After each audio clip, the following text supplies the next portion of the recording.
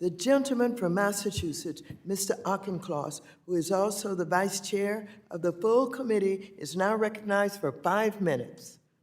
Thank you, Madam Chair. Mr. Ray, I appreciate your patience and diligence this afternoon in answering these long questions. You've addressed everything with care and thought. You haven't played any video games while you're talking to us, so it's terrific. Mr. Bankman-Fried leaked his written testimony to Forbes today. Just one more link in a long chain of dissembling and lies from Mr. Bankman-Fried. So I think it's important to allow you to respond to anything he put in there on the record here with us. He really makes two pointed assertions. One is that you haven't engaged with him and haven't allowed him access to his passwords and accounts. Can you explain to the committee now why that is the appropriate course of action?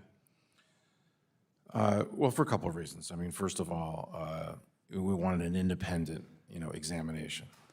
We didn't want to rely on people who were potentially compromised, and as we now sit here today, we know that was a wise decision, right? Yes.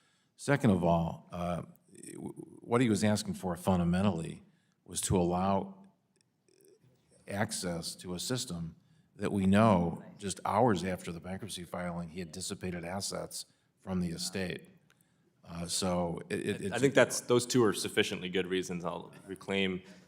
The second broad point he makes is that were he allowed to restart FTX, he could raise the financing and make customers whole. That's, I think, a fair paraphrasing of what he's asserting. Again, can you respond to that and whether that's true and credible? In my history of doing corporate restructurings, I don't find that remotely believable, because the first thing an investor would have to do is pay several $1 billion just to have the company, back to the position it was in. So it's a fantastic idea. It would be throwing good money after bad in the biggest sense of the word, right?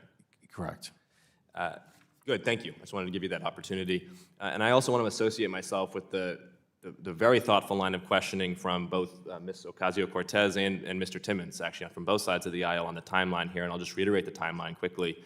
On November 6th, FTX Group was facing a liquidity crisis. On November 8th, FTX withdrawals were halted. On November 9th, Mr. Bankman-Fried sent an email to the Attorney General of the Bahamas saying the Bahamian customers could make withdrawals as they had, quote, segregated funds for all Bahamian customers, end quote, despite his awareness of FTX's withdrawal halt. And then on November 10th, 2 days after withdrawals were halted, nearly $100 million in cryptocurrency was withdrawn by those, quote, asserting to be Bahamian customers. And then, quite conveniently for Mr. Bankman-Fried's counsel, he is arrested right before he was due to provide hours worth of sworn testimony to Congress.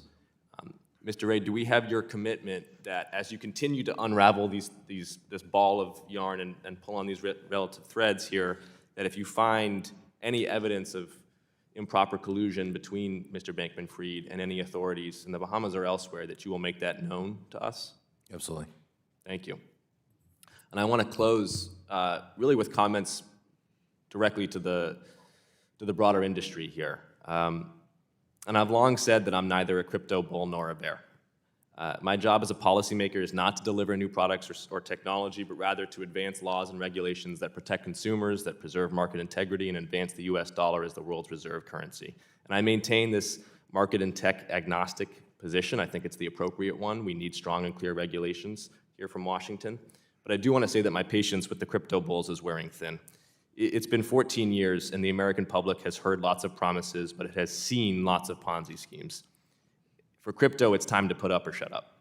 It's worth noting that ARK, the innovation investor, several years ago identified 5 general-purpose technologies of the future: DNA sequencing, artificial intelligence, robotics, energy storage, and blockchain. And yet those first 4 disruptive technologies have already delivered game-changing innovation that affects my constituents in daily life. Blockchain has thus far delivered white papers and podcasts about Bitcoin and DAOs and NFTs, DeFi, and more. And it's all interesting, it's exciting even, but none of it has achieved product market fit at scale. And it's time for the blockchain investors and entrepreneurs to build things that matter or to lose more credibility. Madam Chair, I yield back.